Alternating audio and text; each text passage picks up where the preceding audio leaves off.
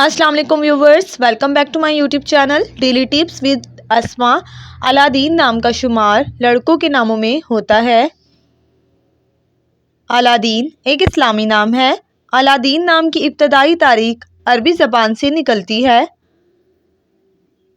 Aladdin नाम की लड़कों के लिए खुशकिस्मत नंबर 1 माना जाता है। अलादीन नाम का मतलब है ईमान की शराफत। खुशकिस्मत दिनों में जुमेरात और मंगल का दिन शामिल है।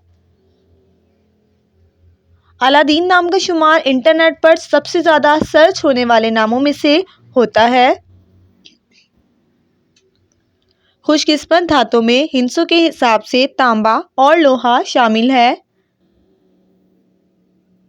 अलादीन नाम के अफराद के लिए मुआफिक रंगों में सुर्ख, नीला और बनफशी रंग शामिल है।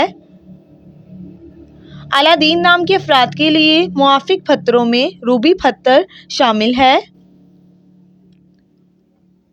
फ्रेंड्स, अगर आप अपने नाम का मतलब जानना चाहते हैं तो कमेंट बॉक्स में अपना नाम लिखें।